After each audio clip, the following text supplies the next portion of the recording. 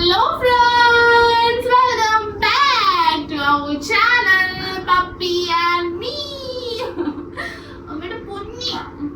അപ്പോൾ എല്ലാവർക്കും puppy and മീയിലേക്ക് സ്വാഗതം. അപ്പോൾ ഇന്ന് നമ്മുടെ വീഡിയോ വന്നിട്ടൊരു ഇൻഫോർമേറ്റീവ് വീഡിയോ ആണ്. നമ്മൾ സാധാരണ തോതിൽ ഫണ്ണി വ്ളോഗ്സ് ഒക്കെയാണ് എടുക്കാറ്. ഇന്ന് നമ്മൾ എടുക്കാൻ ഉദ്ദേശിക്കുന്ന ഒരു ഇൻഫോർമേറ്റീവ് ആയിട്ടുള്ള വീഡിയോ ആണ്. അതായത് എൻ്റെ വീഡിയോസിന്റെ അടിയിൽ അത്യാവശ്യം കമന്റ്സ് വരാറുണ്ട്. പഗ്ഗിന് എത്ര റേറ്റ് ആയി, എവിടെന്നാ വാങ്ങിച്ചേ, പഗ് പപ്പി അവൈലബിൾ ആണോ എന്നൊക്കെ ചോദിച്ചു. സോ എനിക്ക് തോന്നി പഗ്ഗിനെ വാങ്ങിക്കാൻ ആഗ്രഹിക്കുന്ന ഒരുപാട് പേര് നമ്മുടെ സബ്സ്ക്രൈബേഴ്സിൽ തന്നെ ഉണ്ട്. അപ്പൊ ഒരുപാട് പേർക്ക് ഇൻഫോർമേറ്റീവ് ആവുമെന്ന് വിചാരിച്ചിട്ടാണ്. പപ്പിനെ വാങ്ങിക്കുമ്പോൾ നമ്മൾ മനസ്സിലാക്കിയിരിക്കേണ്ട കുറച്ച് കാര്യങ്ങൾ, അതായത് പഗ്ഗിന്റെ കുറച്ച് നല്ല വശങ്ങളും കുറച്ച് മോശം വശങ്ങളുമാണ് ഇന്ന് നിങ്ങളുമായിട്ട് ഞാൻ ഷെയർ ചെയ്യാൻ പോകുന്നത്. ഇവിടെ എന്റെ പപ്പി ഭയങ്കര അട്രാക്റ്റീവ് മോഡിലാണ്. അവളോട് കളിക്കേണ്ട സമയത്താണ് ഞാൻ വന്നിരുന്ന വീഡിയോ എടുക്കണേ. അപ്പൊ നമുക്ക് ലാഗടിപ്പിക്കുന്ന വീഡിയോയിലേക്ക് എടുക്കാം. വീഡിയോ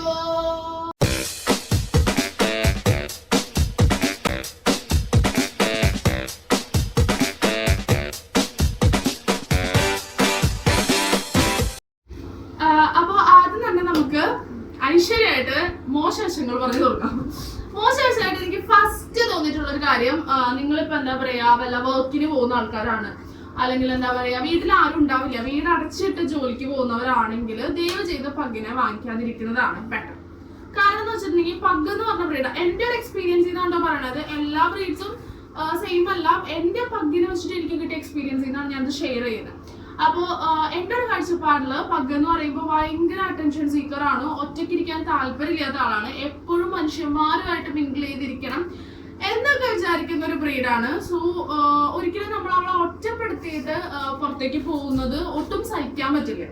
ഓക്കെ, ഭയങ്കര ഇമോഷണലി അറ്റാച്ച്ഡ് ആണ്. അതുകൊണ്ട് തന്നെ നിങ്ങളിപ്പോ എന്താ പറയാ പുറത്ത് ജോലിക്ക് പോകുന്നവരാണെങ്കിൽ, വീട് അടച്ചിട്ട് പോകുന്നവരാണെങ്കിൽ, വീട്ടിൽ ആരും ഇല്ലാതെ വീട് അടച്ചിട്ട് പോകുന്നവരാണെങ്കിൽ ബെറ്റർ പഗ്ഗിനെ വാങ്ങിക്കാതിരിക്കുന്നതാണ് നല്ലത്. ഓക്കെ, ഇനി നമ്മുടെ സെക്കൻഡ് പോയിന്റ് എന്ന് പറയുന്നത് വേറെ ഒന്നല്ല, പഗ് എന്ന് പറയുന്നത് ഡൈജസ്റ്റീവ് ആയിട്ട് കുറെ ഇഷ്യൂസ് വരുന്ന ഒരു ബ്രീഡാണ്. അതായത് എന്റെ എക്സ്പീരിയൻസ് ആണ് ഇന്ന് മുതൽ, അതായത് 1 year ആയിട്ട് ഞാൻ ഏറ്റവും കൂടുതൽ പപ്പീനെ വിഷമിപ്പിച്ചിട്ടുള്ളത് ഈ ഡൈജഷന്റെ പേരിലാണ്. കാരണം കൊണ്ടുവന്ന ടൈമിലാണെങ്കിൽ എനിക്ക് അറിയില്ലല്ലോ, ആ ടൈമിൽ അവൾക്ക് എന്താ പറയാ ഒരു വീക്ക് ഇടവിട്ട് ഈ ഡൈജഷൻ ഇഷ്യൂ വരുമായിരുന്നു.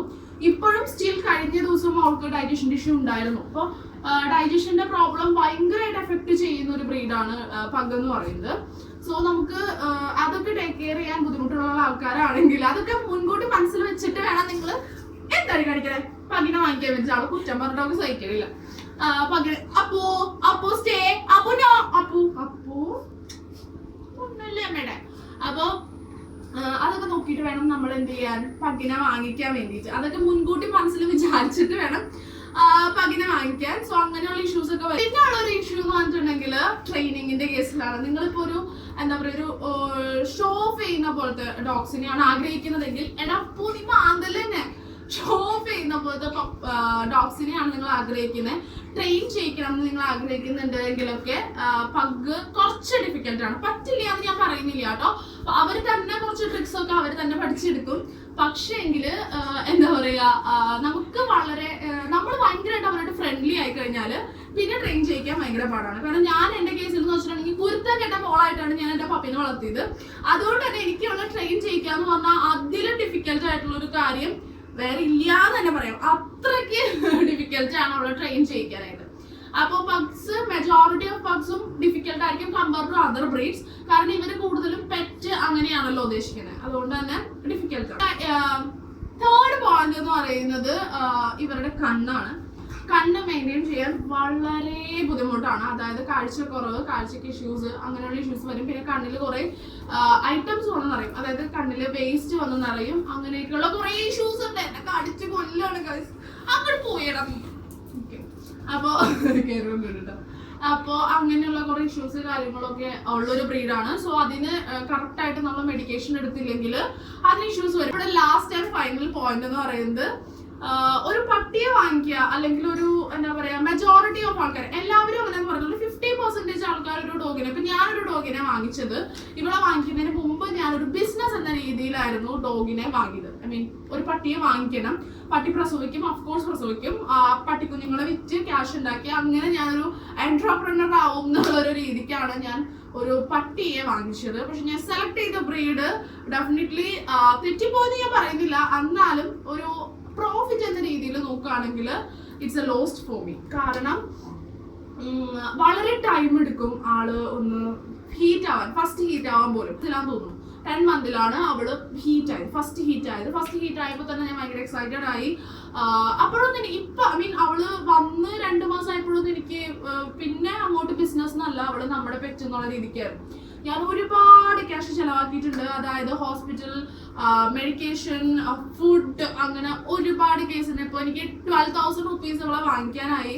ആൻഡ് അല്ലറ ചില്ലറ ക്യാഷ് അങ്ങനെയൊക്കെ നോക്കുകയാണെങ്കിൽ ഓൾമോസ്റ്റ് ഒരു 20,000ഓളം ഞാൻ ഇവർക്ക് വേണ്ടി സ്പെൻഡ് ചെയ്തിട്ടുണ്ട്. ആൻഡ് അഫ്കോഴ്സ് നിങ്ങളൊരു ബിസിനസ് എന്ന രീതിയിലാണ് ഇത് സ്റ്റാർട്ട് ചെയ്യാൻ ഉദ്ദേശിക്കുന്നതെങ്കിൽ ഒരു 20,000 നിങ്ങൾ സ്പെൻഡ് ചെയ്തിട്ടുള്ള ഒരു എന്താ പറയാ നമ്മൾ കൊടുത്തിട്ടുള്ള ഒരു ഇൻകം ആണ്, നമ്മുടെ ഔട്ട്പുട്ടാണ്. ആ ഔട്ട്പുട്ടില് നമ്മളിപ്പോ കുറച്ചങ്ങ് മുന്നോട്ട് പോയി നമുക്കിതിനെ ആവശ്യമില്ല, നമ്മൾ വിൽക്കണം എന്ന് വിചാരിക്കും. ഞാൻ എന്റെ പപ്പയുടെ കാര്യമല്ലോട്ടോ പറഞ്ഞത്, അഫ്കോഴ്സ് എന്റെ പപ്പയുടെ കാര്യമല്ല പറഞ്ഞത്, എന്റെ പപ്പേനെ ഞാൻ അങ്ങനെ ചിന്തിച്ചിട്ടേ ഇല്ല, ഞാനിങ്ങനെ ചിന്തിക്കുന്നവർക്ക് വേണ്ടി പറയുന്നതാണ്. സോ വിൽക്കണം എന്ന് വിചാരിച്ചാൽ നമുക്ക് കിട്ടുക, കൂടിപ്പോയാൽ കിട്ടുക ഒരു 60,000 റുപ്പീസ് ആണ്. അതിൽ കൂടുതൽ നമുക്ക് കിട്ടില്ല. ഞാനത് ഫേസ്ബുക്കുകളിൽ കണ്ടിട്ടുള്ള കാര്യമാണ്. വലിയ പഗുണ്ട്, 3 years ആയിട്ടുള്ള പഗുണ്ട്, ഫീമെയിൽ ഉണ്ട്, മെയിൽ ഉണ്ട്, 60,000 80,000 തരാമെന്ന് പറഞ്ഞിട്ട്. സോ നമ്മൾ ചെലവാക്കിയ എമൗണ്ട് പോലും നമുക്ക് കിട്ടില്ല. പിന്നെ നമുക്ക് വേണ്ട ഒരു കാര്യം ക്ഷമയാണ്. ക്ഷമയുണ്ടെങ്കിൽ നമുക്ക് എന്താ പറയാ അതൊരു ലെവലിലേക്ക് നമുക്ക് ഉയർത്തി കൊണ്ടുവരാൻ പറ്റും. സോ ഡോഗ് ബിസിനസ് എന്നുള്ള രീതിക്ക് നമ്മൾ സ്റ്റാർട്ട് ചെയ്യുമ്പോൾ ബെറ്റർ ടു ചൂസ് വേറെ ഏതെങ്കിലും കുറച്ച് വലിയൊരു ബ്രീഡ്, അതായത് ഒറ്റ പ്രസവത്തിൽ തന്നെ ഒരു 10 കുട്ടി അല്ലെങ്കിൽ ഒരു 8 കുട്ടി, ഒരു 9 കുട്ടി, ഒരു 12 കുട്ടിയൊക്കെ ഉണ്ടാക്കണ പോലത്തെ വലിയ ബ്രീഡ്സിനെ ചൂസ് ചെയ്യുന്നതാണ് എപ്പോഴും നന്നായിരിക്കുക. ചെറിയ ബ്രീഡ്സ് വരുമ്പോൾ കുട്ടികളുടെ എണ്ണം കുറയും ആൻഡ് ഹീറ്റിംഗ് പീരീഡ് അല്ലെങ്കിൽ നമുക്ക് എന്താ പറയാ അവരുടെ ഒരു ക്രോസിങ്ങിനുള്ള ടൈം കൂടും, അങ്ങനെ കുറെ ഇഷ്യൂസ് ഉണ്ട്. അപ്പൊ ഇതാണ് നമ്മുടെ ലാസ്റ്റ് ആൻഡ് ഫൈനൽ ഇഷ്യൂ. ഇങ്ങനെയുള്ള 5 പ്രോബ്ലം ആണ് ഞാൻ എന്റെ പപ്പിയല്ല സാധാരണ പക്സിനെ വെച്ചിട്ട് എനിക്ക് അനലൈസ് ചെയ്തിട്ട് മനസ്സിലായിട്ടുള്ള കാര്യം. ഇനി എപ്പോഴും മോശം മാത്രം പറഞ്ഞാൽ ശരിയാവില്ലല്ലോ. ഇനി ഞാൻ കുറച്ച് നല്ല പോസിറ്റീവ് ആയിട്ടുള്ള വശങ്ങൾ പറയാം. നിങ്ങളുടെ വീട്ടിൽ കുട്ടികളുണ്ടോ, അല്ലെങ്കിൽ നിങ്ങളുടെ വീട്ടിൽ പാരന്റ്സ് ഉണ്ട്, നിങ്ങൾ പുറത്ത് ജോലിക്ക് പോകുന്നവരാണ്, പാരന്റ്സ് ഉണ്ട്, സോ അവര് പോറടിച്ചിരിക്കുകയാണെങ്കിൽ തീർച്ചയായിട്ടും നിങ്ങൾക്ക് പങ്കിനെ വാങ്ങിക്കാം. ഭയങ്കര എന്താ പറയാ പാരന്റ്സിന് ഭയങ്കര ഹെൽപ്ഫുൾ ആയിരിക്കും. നിങ്ങൾ വേറൊരു മകനായോ അല്ലെങ്കിൽ ഒരു മകളായോ ആ പങ്ക് മാറുന്നത് നമുക്ക് കാണാം, നമ്മുടെ സ്ഥാനം അവള് തട്ടിയെടുക്കുന്നത് നമുക്ക് കാണാം. അങ്ങനെയുള്ള ഒരുപാട് പോസിറ്റീവ് സൈഡ്സ് പങ്കിനുണ്ട്. പിന്നെ ഉള്ളൊരു പോസിറ്റീവ് സൈഡ് എന്ന് പറയുന്നത് നമുക്ക് വളരെ കുറച്ച് സ്ഥലം മാത്രം മതി പങ്കിനെ ടേക്ക് കെയർ ചെയ്യാൻ വേണ്ടിയിട്ട്. അതായത് നമുക്ക് എന്താ പറയാ ഒരുപാട് സ്പേസിന്റെ ഒരു ചെറിയ ഫ്ലാറ്റ് ആണെങ്കിൽ അവിടെയും നമുക്ക് പഗ് ഓക്കെയാണ്, കാരണം വളരെ ചെറിയൊരു ബ്രീഡാണ്. ഒരു വലിയ പോയിന്റ് എന്ന് പറഞ്ഞിട്ടുണ്ടെങ്കിൽ സമയം പോവാൻ വേറെ ഒന്നും വേണ്ട. യെസ്, അതെനിക്കുള്ളൊരു ഇതാട്ടോ. കാരണം എനിക്ക് ടൈം പോക്കൽ ഭയങ്കര കുറവാണ്. കാരണം ഞാനൊരു സിംഗിൾ ചൈൽഡാണ്, വീട്ടിലാരും അങ്ങനെ എന്താ പറയാ മുതിർന്നവരാണ്. സോ എനിക്ക് സമയം പോക്ക് തീരെ ഉണ്ടായിരുന്നില്ല. ഇവിടെ വന്നതിന് ശേഷം ഒരു ദിവസം 24 hours മതിയാവാതെ വന്നു. അത്രയ്ക്ക് സമയം പോക്കാണ്, ഭയങ്കര അൺലിമിറ്റഡ് സമയം പോക്കാണ്. നമുക്ക് നല്ല രീതിക്ക് ഫണ്ണായിരിക്കും. പിന്നെ ഉള്ളത് ലാസ്റ്റ് പോയിന്റ് എന്ന് പറയുന്നത് നമുക്ക് ഭയങ്കര ഹൈജീനിക് ആണ്. നമുക്ക് സാധാരണ ഒരു ബ്രീഡിനെ വെച്ച് നോക്കുമ്പോൾ ഞാൻ സാധാരണ ബ്രീഡ് പറയുന്നത് സിൽക്കിനെ ആട്ടോ. കാരണം എനിക്ക് 2 പേരെ വെച്ച് കമ്പയർ ചെയ്യാൻ വളരെ എളുപ്പമാണ്. 2 മക്കളുള്ളതുകൊണ്ട് 2 പേരെ വെച്ച് കമ്പയർ ചെയ്യാം. സോ സിൽക്കിനെയൊക്കെ വെച്ച് കമ്പയർ ചെയ്യുമ്പോൾ പപ്പി കുറച്ചും കൂടി ഹൈജീനിക് ആയിട്ട് എനിക്ക് തോന്നിയിട്ടുണ്ട്. കാരണം അവൾ ഒരിക്കലും നമ്മുടെ സാധനങ്ങളെ നശിപ്പിക്കുക, മെസ്സി ആവില്ല. ഒരിക്കലും നമ്മുടെ സാധനങ്ങൾ നശിപ്പിക്കുക, അത് അവൾക്കറിയാം. എന്താ ഇത് നമ്മൾക്ക് ഉപയോഗമുള്ള സാധനമാണ്, ഒരിക്കലും അത് നശിപ്പിക്കാൻ പാടില്ല എന്നുള്ളത് അവൾക്കറിയാം. ആ രീതിക്ക് ഭയങ്കര എന്താ പറയാ ഭയങ്കര ഇന്റലിജന്റ് ആയിട്ടുള്ള ഒരു ബ്രീഡാണ്. അതുപോലെ ഹൈജീനിക്കിന്റെ കാര്യം പറയുവാണെങ്കിൽ അഫ്കോഴ്സ് അവൾ അകത്താണ് അപ്പിടുന്നതും മുള്ളുന്നതും. അപ്പിടുന്നത് പുറത്താണ്, മുള്ളുന്നത് അകത്താണ്. പക്ഷേ മുള്ളുന്നത് വളരെ വൃത്തിയിലാണ്. വൃത്തിയിൽ മുള്ളാന്ന് വെച്ചിട്ടുണ്ടെങ്കിൽ എന്തെങ്കിലും തുണി ഇട്ടിട്ടുണ്ടെങ്കിൽ ആ തുണിയുടെ മീതെ, ഐ മീൻ അലക്കാനൊക്കെ തുണി നമ്മൾ പുറത്തിടുമല്ലോ, ആ തുണിയുടെ മീതെ മുള്ളത്തുള്ളൂ. അതുപോലെ എന്താ പറയാ നമ്മൾ ഇരിക്കുന്ന സ്ഥലത്ത്, നമ്മൾ നിൽക്കുന്ന സ്ഥലത്ത്, അടുക്കളയില് അവിടെ ഒന്നും അവൾ യൂറിനേറ്റ് ചെയ്യും. ഫൈനൽ പോയിന്റ് എന്ന് പറയുന്നത് ഭയങ്കര ഗ്രാസ്പിംഗ് ആണ്. അതായത് നമ്മളൊരു കാര്യം പറഞ്ഞു കൊടുത്താൽ അല്ലെങ്കിൽ നമ്മളൊരു കാര്യം ചെയ്താല് പെട്ടെന്ന് അവള് ക്യാച്ച് ചെയ്യും. ഭയങ്കര ഇന്റലിജന്റ് ആയിട്ടുള്ള ഒരു ബ്രീഡാണ്. അതായത് ഇപ്പൊ അവൾ എന്തെങ്കിലും തെറ്റ് ചെയ്തു, നമ്മൾ അടിച്ചെന്ന് വിചാരിക്കുക, അവൾക്ക് തെറ്റാണെന്ന് മനസ്സിലായി കഴിഞ്ഞാൽ പിന്നെ അവള് ചെയ്യില്ല. അങ്ങനത്തെ ഒരു ബ്രീഡാണ്. അതുപോലെ തന്നെ നമ്മള് ട്രിക്കി ആയിട്ട് എന്തെങ്കിലും ചെയ്യില്ല. ഇപ്പൊ അവളെ കാണാതെ ഒളിച്ചു നിന്ന് അവൾ ആദ്യം കുറച്ച് കൺഫ്യൂസ്ഡ് ആയതിനു ശേഷം കണ്ടുപിടിക്കും. പിന്നെ എന്ന് വെച്ചിട്ടുണ്ടെങ്കിൽ നമ്മൾ വീണ്ടും ഒളിച്ചു നിന്നാൽ അവൾക്ക് പിന്നെ കൺഫ്യൂഷൻ ഒന്നുമില്ല, നേരെ വന്ന് നമ്മളെ കണ്ടുപിടിക്കുക.